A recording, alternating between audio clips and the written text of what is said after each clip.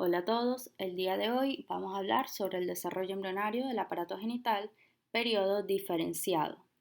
Este es el contenido de la clase y al igual que en la anterior haremos un breve resumen o trataremos de hacer un resumen de todo lo que vamos a ver. Con respecto a las generalidades, en primer lugar hay que aclarar algunos conceptos.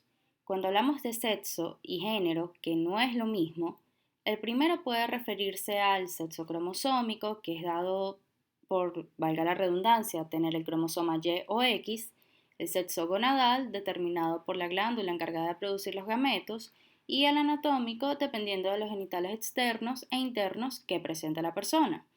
Por otro lado, la palabra género se refiere más que todo a ciertos conceptos un poco más abstractos, es decir, el rol, que tiene que ver más con los comportamientos sociales y habituales, la identidad, que puede ser más un sentimiento de pertenencia a un género, y la orientación, que tiene que ver con la sexualidad.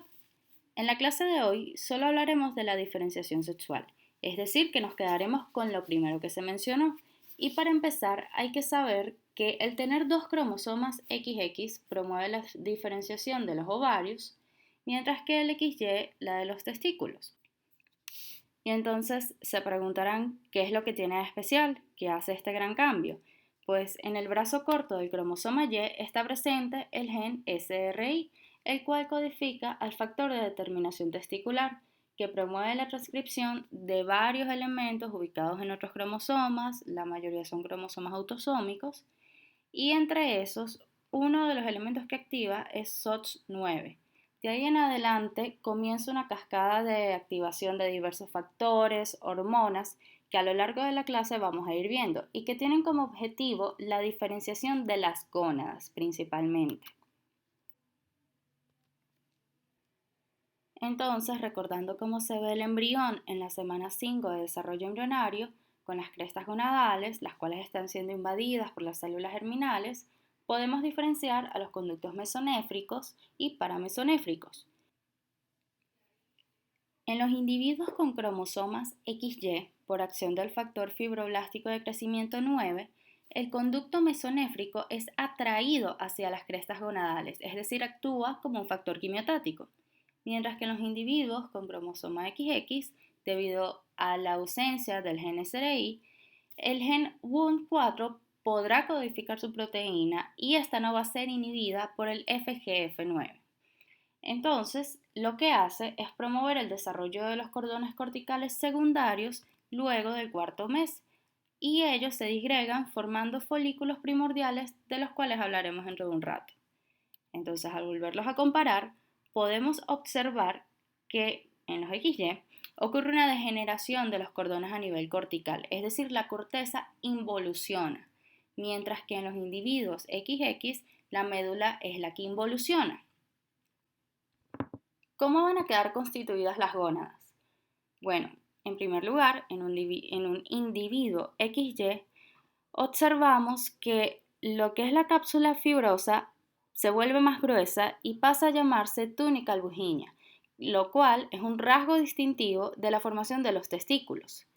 Mientras que en los individuos XX, de lo más externo a lo más interno, vamos a tener un epitelio de superficie derivado del epitelio celómico, una falsa albuginea, que es un mesodermo condensado, y de los cordones corticales, recuerden que se forman los cordones secundarios que se disgregan en cúmulos.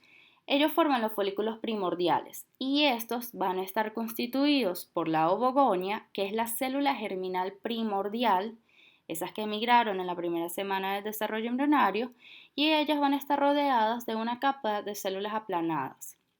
¿Qué pasa con la medular? En el ovario, como ya comentamos, que involuciona, simplemente va a quedar un estroma vascularizado.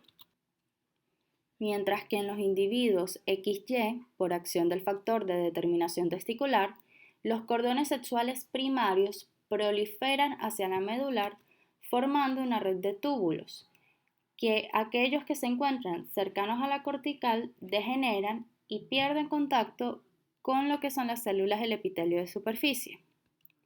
Más adelante, por acción del factor esteroidogénico 1 sobre los túbulos seminíferos y el mesénquima que lo rodea, se da la diferenciación de lo que son las células de Leydig a partir del mesénquima y las células de Sertoli. El túbulo seminífero como tal va a quedar conformado por las espermatogonias, que son las células germinales primordiales, y las células de Sertoli, procedentes de las células de los cordones corticales.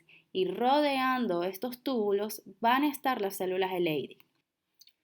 La importancia en que se diferencien estas dos últimas células está en que la primera produce la hormona antimülleriana, también conocida como factor o sustancia inhibidora mülleriana, y la segunda produce testosterona. Ambas son fundamentales en lo que es el desarrollo de los genitales internos y externos. Como habrán visto, por algunas cosas que se han mencionado, la diferenciación de las gónadas se debe a una regulación muy estricta en la cual participan diversas proteínas, factores de transcripción, hormonas, entre otros. A continuación les voy a presentar un breve resumen de aquellos elementos más importantes que permiten esta diferenciación.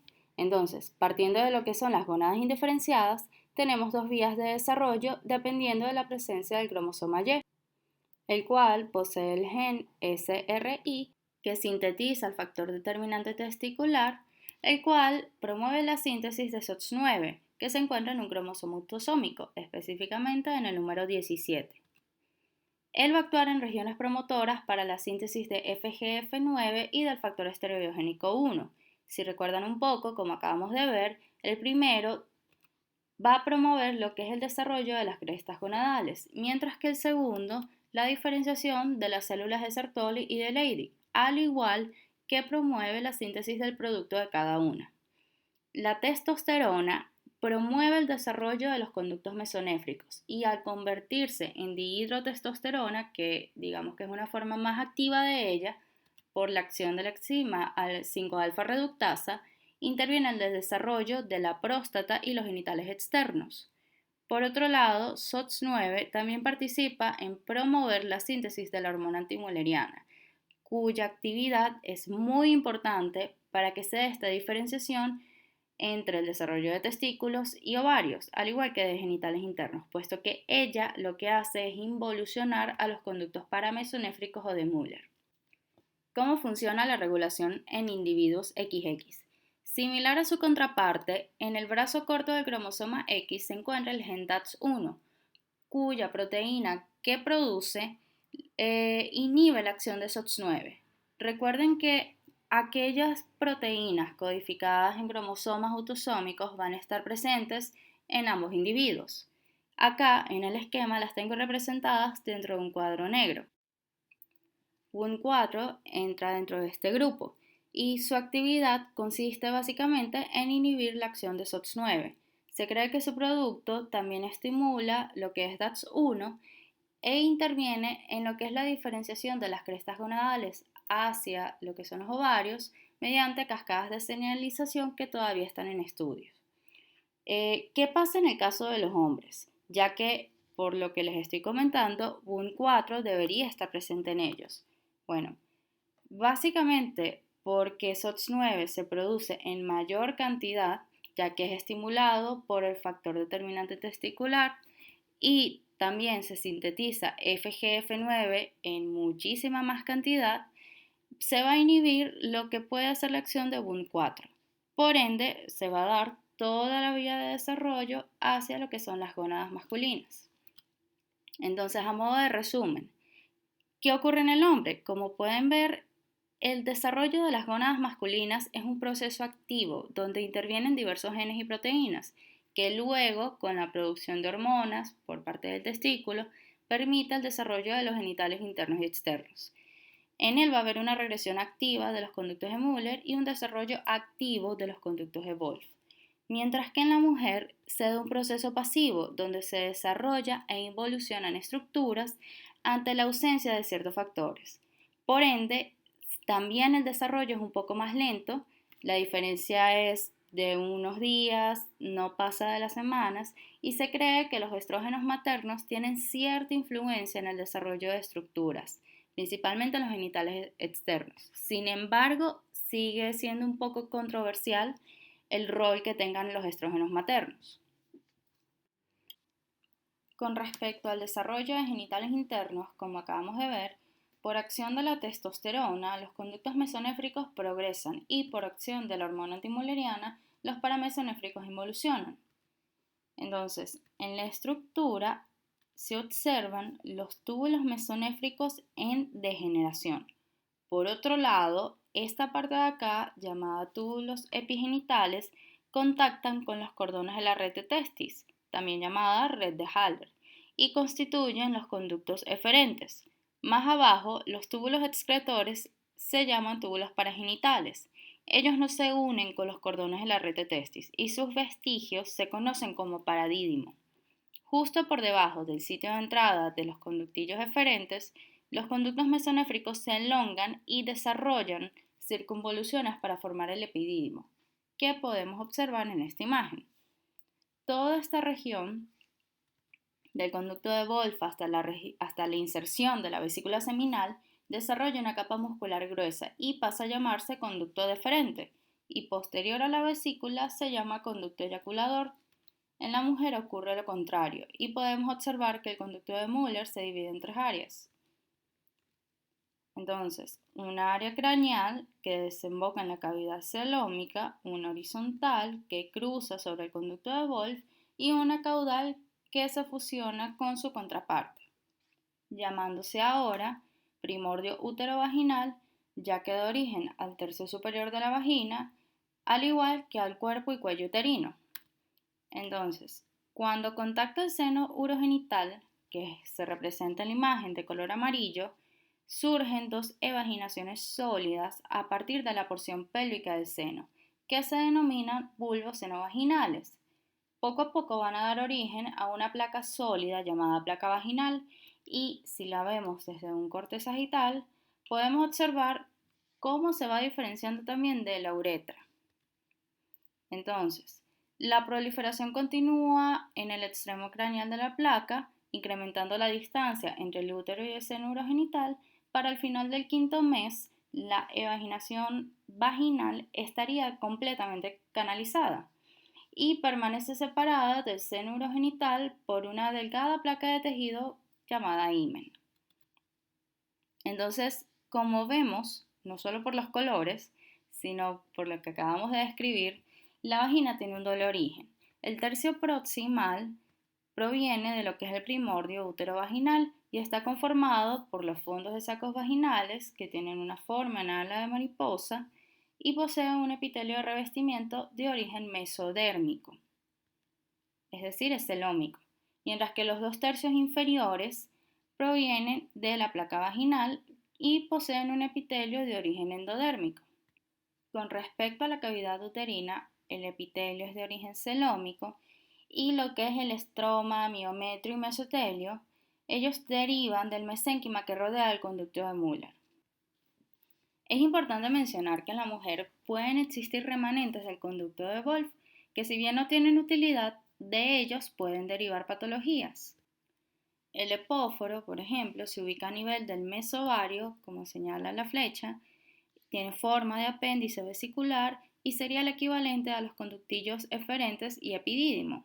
Si se ubica cercano a lo que es el ovario, se llama paraóforo. En cuanto al conducto de Gardner, es el equivalente al conducto deferente y eyaculador del hombre y se ubica en la cara lateral del útero y vagina. Por otro lado, un remanente de lo que es el conducto de Müller es la hidatidia de Morgani, la cual usualmente se presenta como quiste y está ubicada cercano a la fimbria.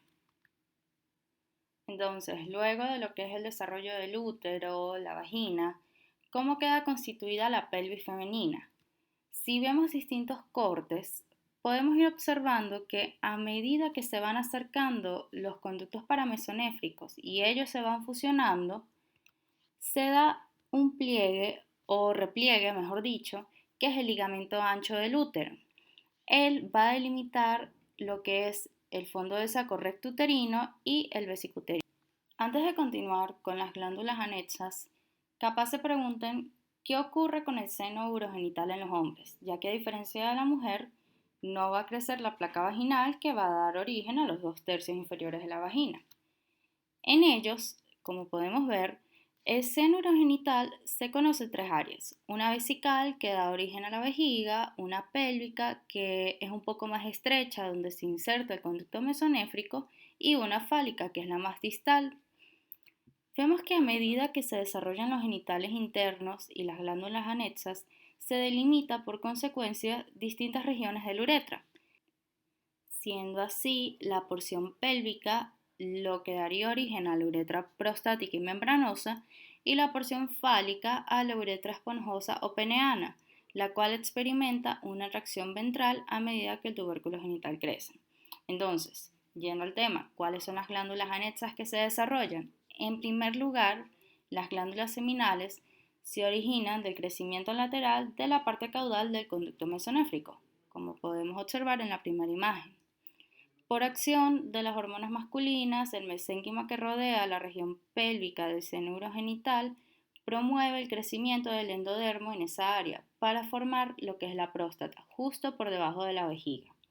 Y el epitelio glandular proviene del endodermo, mientras que el estroma y músculo liso del mesénquima. Similar al desarrollo de la próstata están las glándulas bulbouretrales, las cuales provienen del crecimiento derivados de la uretra esponjosa. El músculo liso y el estroma se diferencian igualmente en lo que es el mesénquima adyacente. En la mujer existen glándulas similares o que equivalen a estas. A partir de la uretra femenina crecen yemas hacia el mesénquima circundante, formando las glándulas de Skene, que son las glándulas uretrales y parauretrales, y mientras que en las evaginaciones del seno urogenital se constituyen las glándulas de Bartolino. Uno de los eventos más importantes durante el desarrollo de los genitales internos es el descenso de los testículos, que durante el segundo mes de desarrollo embrionario se presentan las siguientes condiciones que permiten que se dé su descenso. En primer lugar, aumenta el tamaño de ellos. Se atrofian los mesonefros, que es el segundo sistema renal que se forma luego de los pronefros.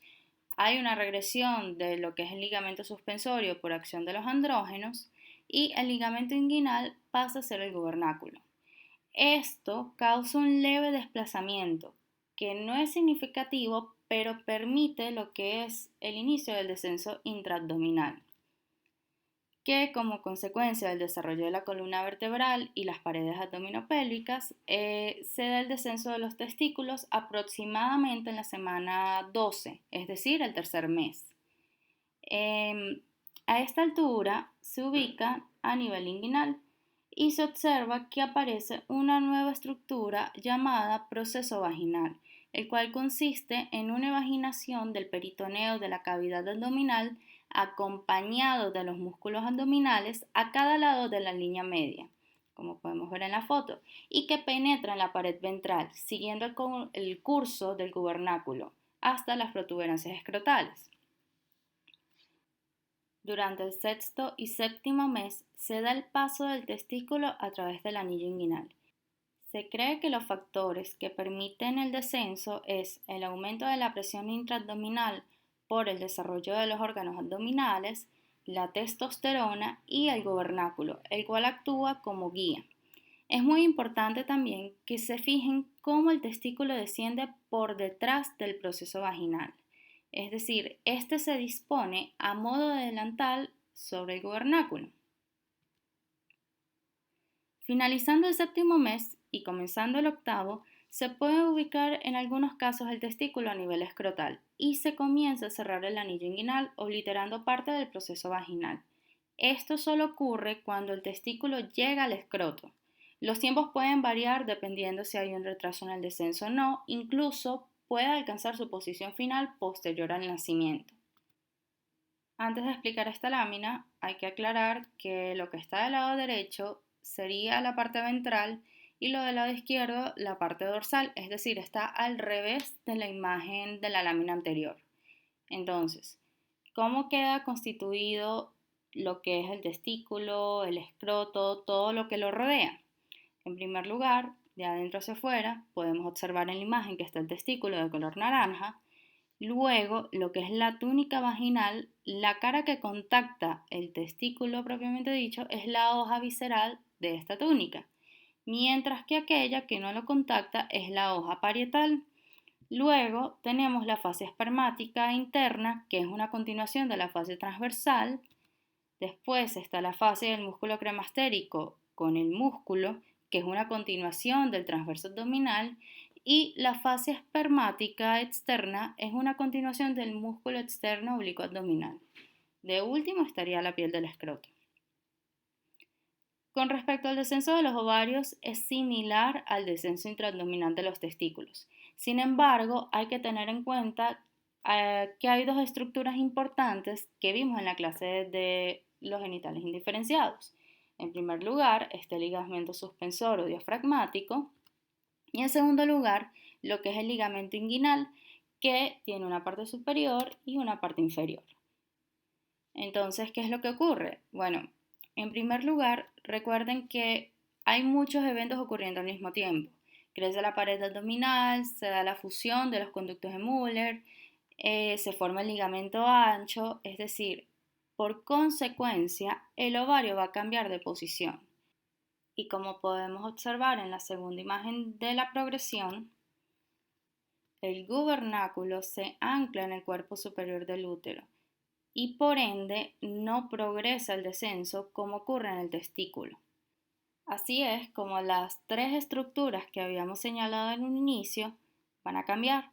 El ligamento suspensor o diafragmático pasa a ser el ligamento suspensor del ovario, la parte superior del gubernáculo es el ligamento ovárico y la parte inferior forma el ligamento redondo del útero. Con respecto a los genitales externos, recordando cómo se veían durante la semana 4 y 7, tenemos unas estructuras importantes que es el falo, los pliegues urogenitales y las prominencias labioescrotales. En presencia de andrógenos, se va a dar la virilización de los genitales, mientras que en su ausencia y la presencia de los estrógenos, se da la feminización. Entonces, en este primer caso, por el cese del crecimiento del falo, se da lugar a lo que es el clítoris, mientras que en el hombre el falo se alarga para transformarse en lo que es el pene y los pliegues urogenitales se desarrollan formando las paredes laterales del surco uretral y se fusionan entre sí a nivel de la superficie ventral. Cuando un grupo de células endodérmicas revisten lo que es el surco, se forma la placa uretral, que en la imagen se puede observar de color amarillo. En la semana 11, la fusión de los pliegues forma la uretra esponjosa o peneana y el ectodermo de la superficie se une en su plano medio formando el rafe, cerrando así la cara ventral del uretra. En el glande ocurre una invaginación ectodérmica que crece para encontrarse con la uretra esponjosa, que es de origen endodérmico. Esta placa se canaliza y se continúa con ella, de tal manera que la uretra peneana o esponjosa tiene un origen dual, es decir, endodérmico y ectodérmico, por la porción terminal que transita por el interior del glande, siendo un poco similar a lo que pasa con los genitales internos en la mujer. En cuanto a los genitales externos, es un poco más sencillo, ya que como no hay andrógenos que activen las vías de señalización para que ocurran estas fusiones y crecimientos, los pliegues urogenitales forman los labios menores y los pliegues labioescrotales los mayores. Finalmente, en la semana 12, las prominencias labioescrotales crecen y se fusionan para formar el escroto y el rafe escrotal. Y también ocurre una invaginación circular del ectodermo en la periferia del pene, que al romperse constituye el prepucio. En el caso de la mujer, la parte fálica o más distal del seno urogenital origina el vestíbulo de la vagina, que es en donde la uretra, la vagina y los conductos de las glándulas vestibulares se abren. Entonces, ¿cómo podemos hacer para resumir todo este contenido? Lo más sencillo y lo más práctico es realizar una lista donde se comparen los derivados de cada una de las estructuras en un periodo indiferenciado a un periodo diferenciado. Entonces, en el caso de las gónadas, como ya sabemos, en el hombre se desarrollan los testículos y en la mujer los ovarios. Con respecto a la corteza de las crestas urogenitales, recuerden que en el hombre primero hubo una proliferación donde se forman unos cordones medulares que luego pierden contacto con el epitelio de la superficie de la corteza. Por más que se ubiquen en la médula, a fin de cuentas, los túbulos seminíferos serían los derivados de la corteza como tal, mientras que en la mujer serían los folículos ováricos. A nivel de la médula, en el caso del hombre estaría la red de testis y en la mujer su contraparte, que es la red ovari, que ella básicamente está compuesta por vasos que permiten la nutrición de lo que es el ovario. El gubernáculo, en el caso del hombre, sería el gubernaculum testis, el cual guía lo que es el descenso del testículo a su posición definitiva, mientras que en la mujer simplemente queda como el ligamento ovárico y ligamento redondo del útero. Con respecto al conducto mesonéfrico, recuerden que en las mujeres hay varios derivados que tienen su equivalencia en lo que es el hombre, es decir, el epóforo se puede decir que es el equivalente a lo que es el ducto deferente y el conducto epidídimo, mientras que el conducto de Gardner sería lo mismo o su equivalente al ducto deferente y conducto eyaculador. En cuanto al conducto paramesonéfrico, en los hombres se van a encontrar los vestigios llamados apéndices testiculares, mientras que en la mujer esto es lo que da desarrollo a lo que es el cuerpo uterino y el tercio proximal de la vagina, al igual que las trompas de falopio y la hidátide de Morgani. En cuanto al seno urogenital, en ambos casos se va a desarrollar la vejiga, la uretra. También en la mujer serían los 2/3 distales de la vagina, en conjunto con las glándulas uretrales y paluretrales, cuyo equivalente es la próstata, y las glándulas de Bartolino, cuyo equivalente son las glándulas vulvuretrales. Finalmente, las estructuras telogenitales externos, tenemos que el falo, en el caso del hombre, da origen a lo que es el pene, el glande, los cuerpos cavernosos, y en la mujer, el clítoris. Las eminencias urogenitales dan origen a lo que es el pene ventral, mientras que en las mujeres serían los labios menores. Y finalmente las eminencias labioescrotales, que sería el equivalente al escroto, en el caso de los hombres, en las mujeres serían los labios mayores. Gracias por su atención.